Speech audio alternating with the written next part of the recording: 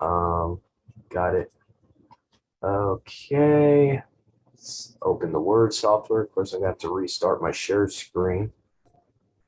Okay.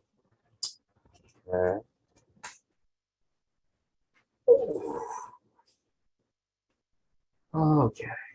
Come on, Word software. Any day now. Yeah, I know. All right. Compare view.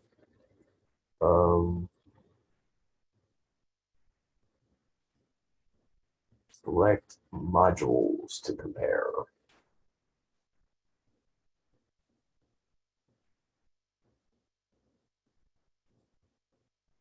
Okay, as we did last week, we're going to have the Samaritan Pentateuch, Targum Onkelos, and Breton's English Septuagint as the three parallel view. So this is where the Word software I like a little bit better, just because you can really zoom in. So let me just see here. Yep, we're live on Facebook. Shabbat Shalom, everyone. Brothers and sisters, we're the Waking by Yahuwah Fellowship Assembly and Yahuwah Almighty Yahushua Messiah. Today, we're going to be doing our Haftorah reading, and we are going to be doing specifically numbers 31 to 36. Okay. Now we're in recording to the cloud here. Okay. So, numbers 31 to 36, I'll be using the Word software. Okay. And I'll keep my other two Targums handy just in case. I'll have my Jerusalem one here. And the Targum Pseudo Jonathan here, just in case there's any interesting differences in numbers 31 to 36. I'll try to keep the commentary to a minimum here. All right. Here we go. Yahuwah spoke to Moshe, saying, here's my microphone here, avenge the wrongs of the children of Yashral on the Midianites, and afterwards you shall be added to your, I got all this dust here on my microphone, weird. All right, you shall be added to your people. Verse 3, and Moshe spoke to the people, saying, arm some of you, and set yourselves in array before Yahuwah against Midian to inflict vengeance on Midian from Yahuwah. Send 1,000 of each tribe from all the tribes of the children of Yasharal to set themselves in array. And they numbered of the thousands of Yasharal. Okay, hold on. I don't know why I did that. Okay, so they numbered of the thousands of Yasharal, 1,000 of each tribe, 12,000. These were armed for war. Okay. And Moshe sent them away, 1,000 of each tribe with their forces, and Phinehas, the son of Eleazar, the son of Aaron, the priest, and the set apart instruments, and the signal trumpets were in their hands. I like how the Septuagint there says signal trumpets, and we'll get to that after the chapter, what that's referring to, and the reference back to Numbers 10 when the silver trumpets are instituted. Okay. But very interesting that they word it very specifically there in the LXX. Signal trumpets. And I'm going to put a little note for us.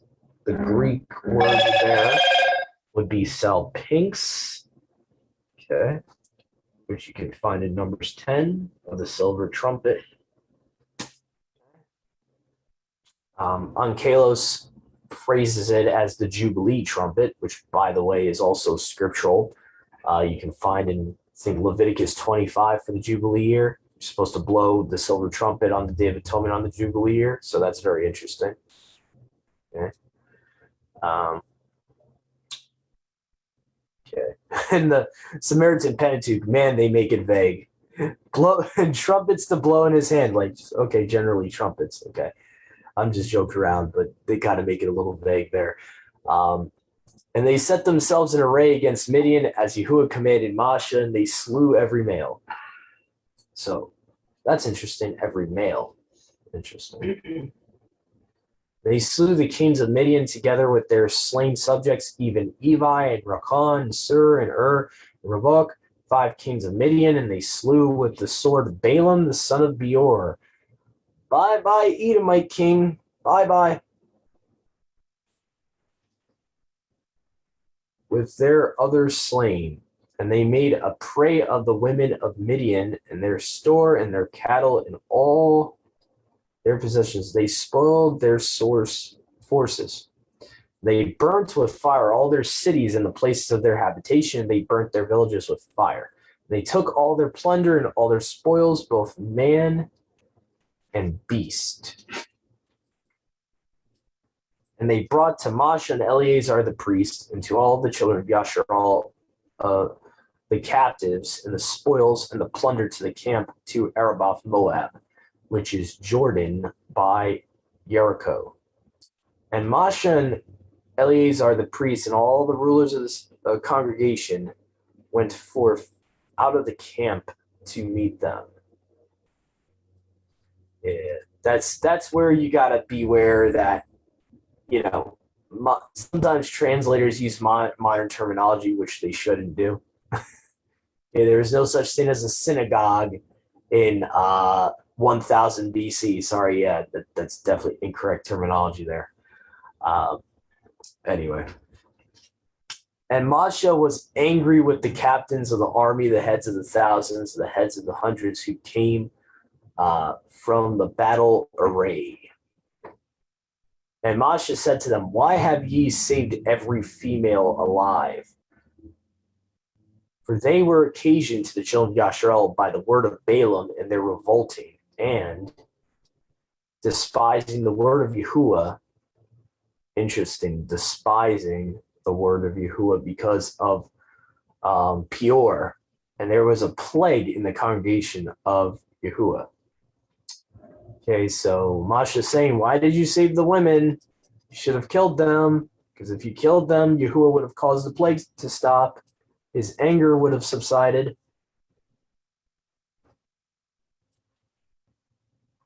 Now then, slay every male in all the spoil, and slay every woman who has known the lying with man. Interesting. So Moshe actually allows them to keep some of the Midianite women that have not known a man. So that's interesting, like virgins. Interesting. Okay. And as for all the captivity of the women who have not known lying with a man, save ye them alive, and you shall encamp outside the great camp 7 days. Everyone who has slain, who touches a dead body, shall be purified on the 3rd day. Interesting. Shall be purified on the 3rd day. That's an interesting parallel. Since Yahusha purifies us spiritually, as far as purifying us from sin. Okay, so that's interesting. Purified on the 3rd day. And also, there's a prophecy in the book of Hosea, I believe it's 6 verse 2, that talks about on the 3rd day he will heal us.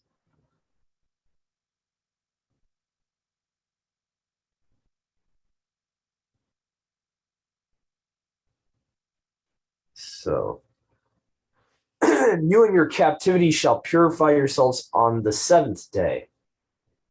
Very interesting. So the 7th day is a day of purification. You shall purify every garment and every leather utensil and all the furniture of the goat skin and every wooden vessel. Interesting.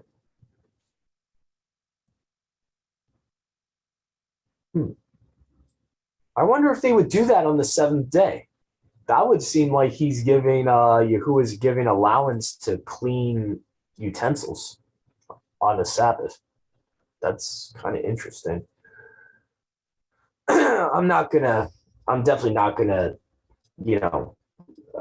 I'm not convinced yet as doctrine. That's what he's saying there though. Could just be this particular situation that they're allowed to clean utensils on the seventh day. So I want to look more into that though. That's pretty interesting.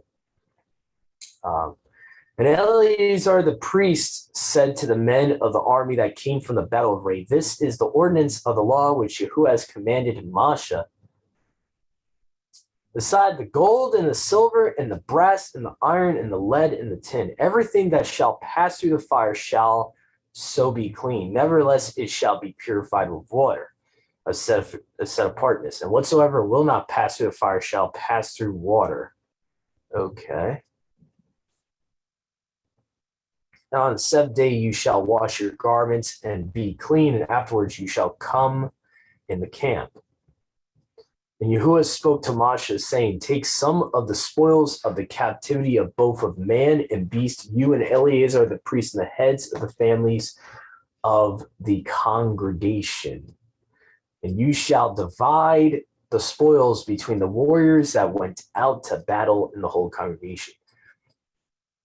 And you shall take a tribute for Yahuwah from the warriors that went out to battle, one soul of 500, and from the men, and from the cattle, even from the oxen, and from the sheep, and from the donkeys." Just kind of try to, yeah, okay. "And you shall take from their half, and you shall give them to Eleazar, the priest, as first fruits of Yahuwah. And from the half belonging to the children of Yasharal, you shall take 1 in 50 from men, from oxen, from sheep, from donkeys, from all the cattle, and you shall give them to the Levites that keep the charges in the tabernacle of Yahuwah." And Moshe and Eleazar the priest did as Yahuwah commanded Moshe. And that which remained of the spoil which the warriors took was of the sheep, 675,000. Okay. And oxen, 72,000. Okay, what the heck, Samaritan Pentateuch? I don't know what the. I'm guessing that's just a translator error. Beeves? What the heck is a beeve? I don't know. That's a really weird. Mom, what would the English word beeve mean? Beeve. Like what? Beve? Beeves. Beeves. Let's see. Like that's a weird word to use. Second. It's like that's the only translation I've ever seen worded like that. That's weird. Okay.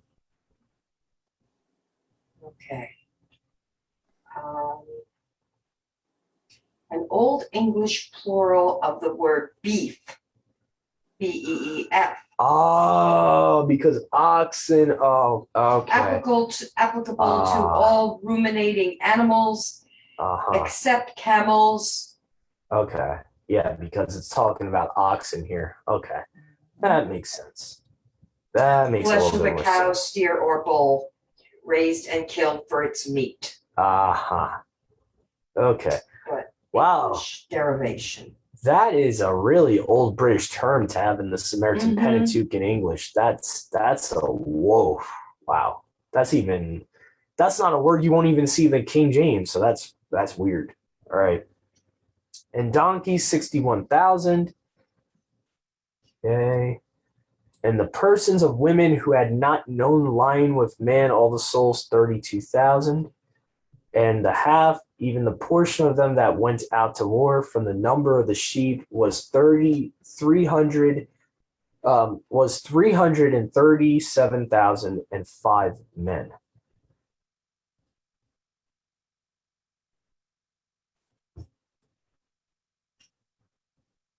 And the tribute to Yahuwah from the sheep was 675, and the oxen 630,000, and the tribute to Yahuwah 72.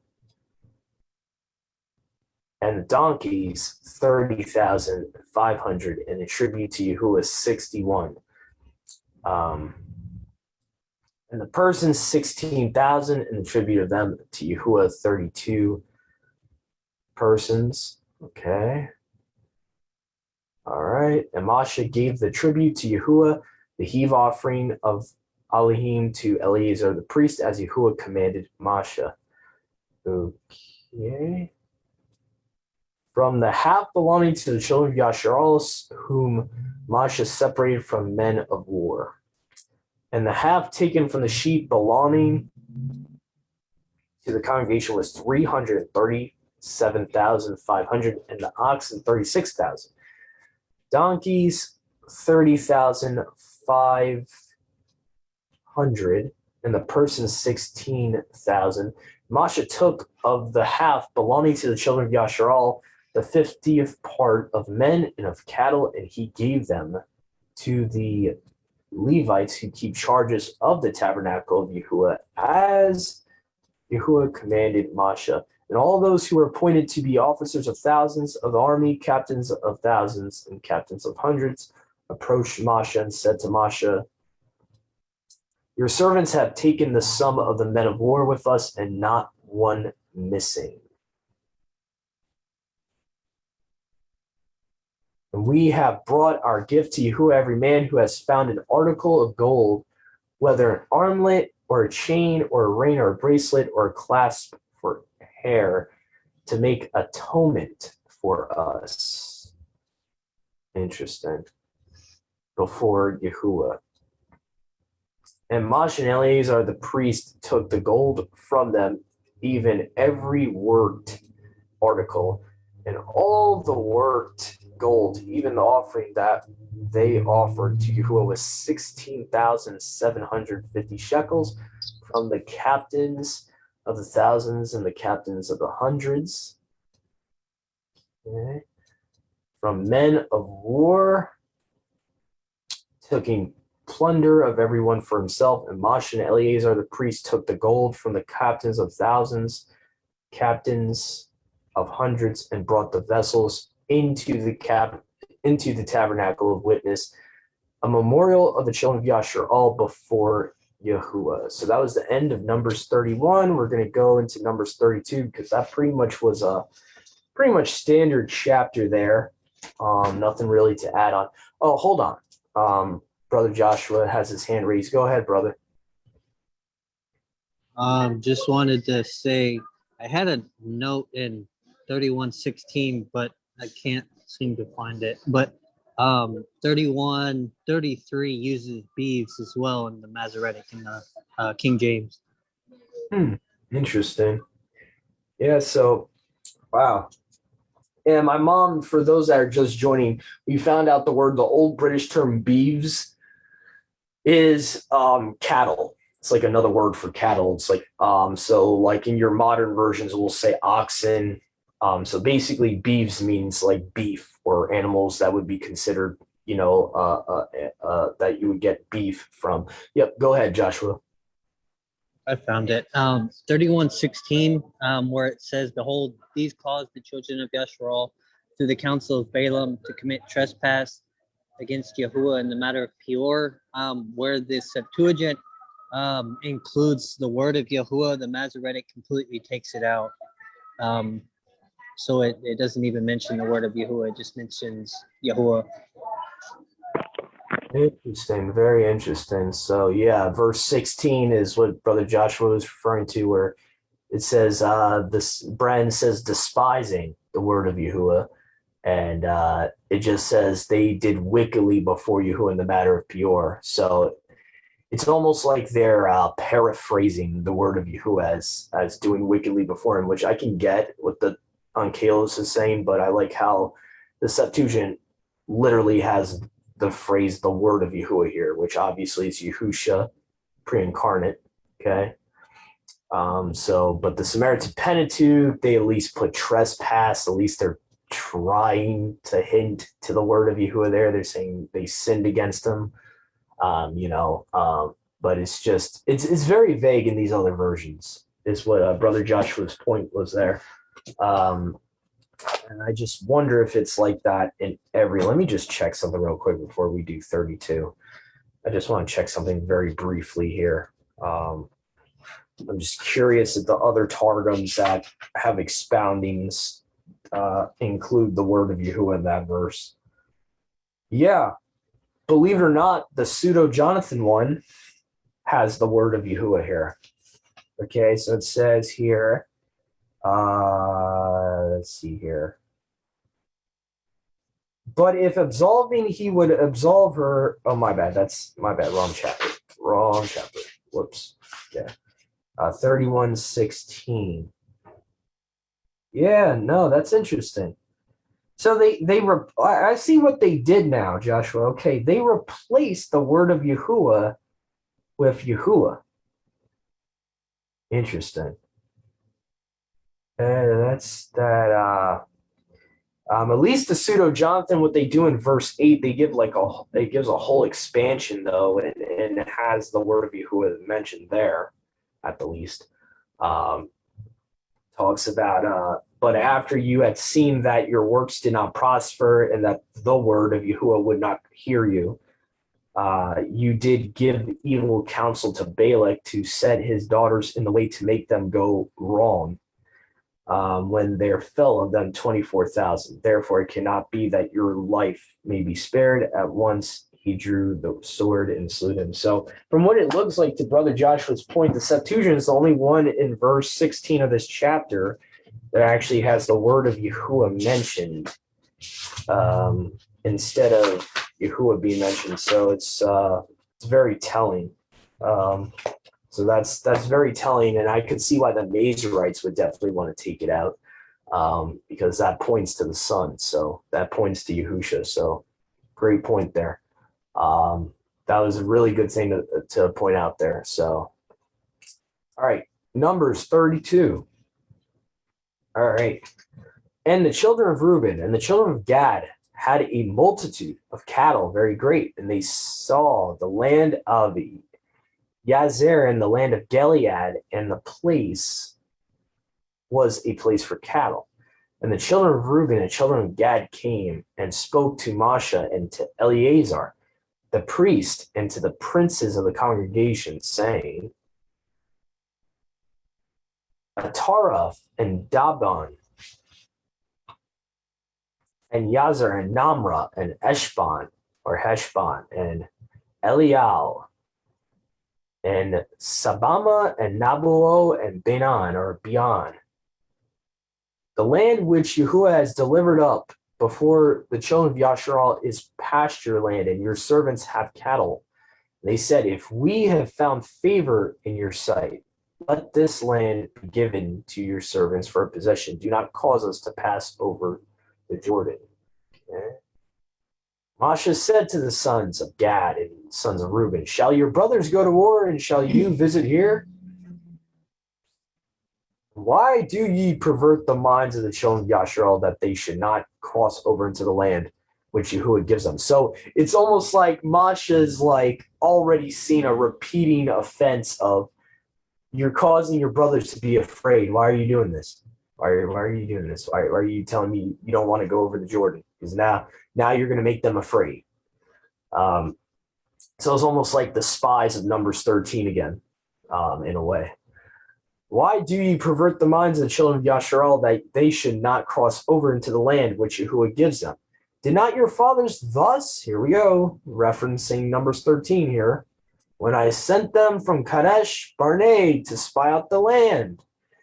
And they went up to the valley of the cluster and spied the land and turned aside. The heart of the children of Yasharal, that they should not go into the land which Yahuwah gave them.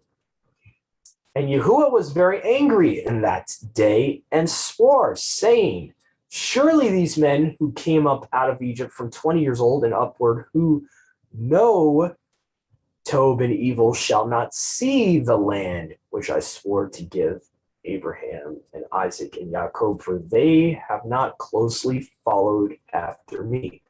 Whoa, that kind of reminds me of the garden there, knowing Tob and evil. Okay.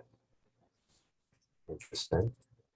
save Caleb, the son of Yefuneh, who was set apart. I like how it says that. And Yahusha, the son of Nun, for they closely followed after Yahuwah. So that kind of gives you, the Septuagint gives you more idea what it means to wholly.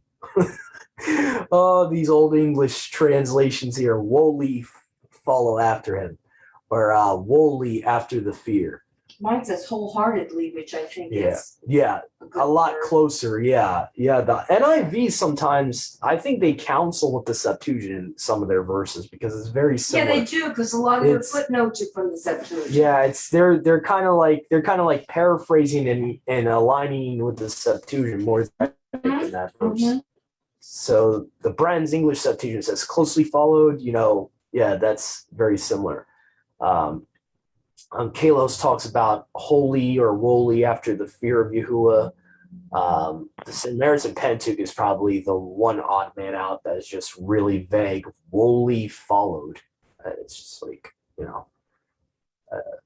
especially since most people wouldn't know what the word wholly means. So, and Yahuwah was very angry with Yasharel, and for 40 years he caused them to wander in the wilderness until all the generation which did evil in the sight of Yahuwah was extinct, or consumed. Behold, you are risen up in the room of your fathers, a combination of sinful men. Interesting. Mm. To increase yet farther the fierce wrath of Yahuwah against Yashar'al. So interesting. For you will turn away from him to desert him yet once more in the wilderness, and you will sin against the whole congregation. And they came to him and said, we will build here folds for our cattle and cities for our possessions. Me.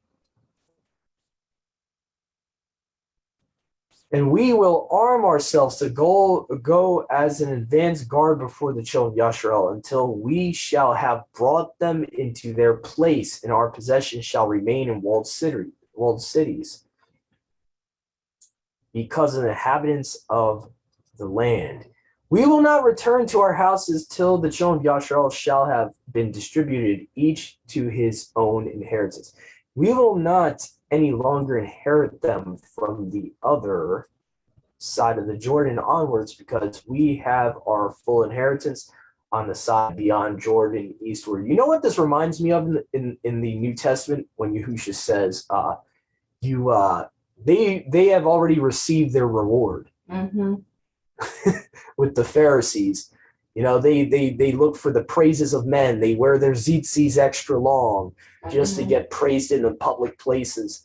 They've already received their reward, but if you pray in secret, your Father will reward you in secret. So I don't know, I see kind of like a parallel there. Like Masha is saying to them, and they're even admitting themselves, we already got our reward. We already have it. And Masha said to them, if you will do according to these words, if you will arm yourselves before Yahuwah for battle. So now Masha is taking them at their word. And every one of you will pass over Jordan fully armed before Yahuwah until his enemy be destroyed from before his face, and the land shall be subdued before Yahuwah. Then afterwards you shall return and be guiltless before Yahuwah. And as regards Yashar'al, and this land shall be to you for a possession before Yahuwah. But if you will do not do so, and you will sin against Yahuwah, and you shall know your sin when affliction shall come upon you, and you shall build for yourself cities for your store and folds for your cattle, and you shall do that which proceeds out of your mouth. And the sons of Reuben and the sons of Gad spoke to Masha, saying, your servants will do as our master commands. Our store and our wives and all our cattle shall be in the cities of Gilead. But your servants will go over all armed and set in order before Yahuwah to battle, as our master says. And Masha appointed to them for the judges Eleazar, the priest, Yahusha the son of Nun, and the chiefs of the families of the tribes of Yashar'al. And Masha said to them, if the sons of Reuben and the sons of Gad will pass over Jordan with you, everyone armed for war before Yahuwah, and you shall subdue the land before you, then you shall give to them the land of Gilead for a possession. But if they will not pass over the armed with you to war before Yahuwah, then shall you cause to pass over the possessions and their wives and their cattle before you into the land of Canaan. And they shall inherit with you in the land of Canaan. And the sons of Reuben and the sons of Gad answered, saying, whatsoever Yahuwah says to his servants, that will we do. We will go over armed before Yahuwah into the land of Canaan, and you shall give us our inheritance beyond Jordan. And Moshe gave to them, even to the sons of Gad and the sons of Reuben, and to the half tribe of Manasseh, the sons of Joseph, the kingdom of Sion, the kingdom of the Amorites, and the kingdom of Og, the king of Bashan, and the land and its cities with its coast, the cities of the land round about. And the sons of Gad built Daban and Ataroth and Aror and Sophar and Yazer, and they set them up. And Namram and Beth Aran, strong cities and folds for sheep. And the sons of Reuben built Heshbon and Eleo and Kiriath Yerim, or Theraim, and Beel Meon, surrounded with walls.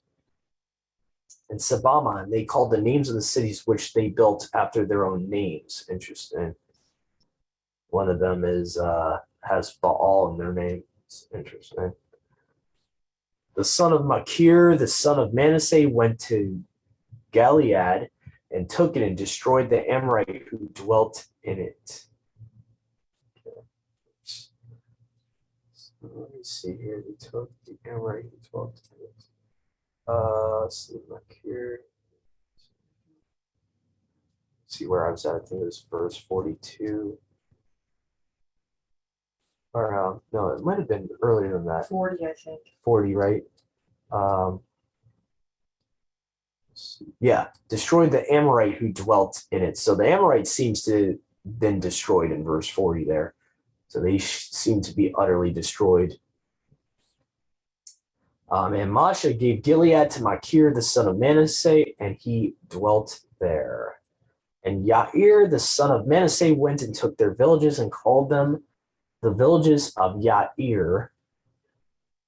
And Nabu went and took Kanath or Kaath and her villages and called them Naboth after his name. So that's the end of 32 before we go to 33. Brother Joshua has something he wants to mention. Go ahead, brother. Verse 39, where it says, the children of Machir, the son of Manasseh, went to Gilead and took it and dispossessed the Amorite which was in it.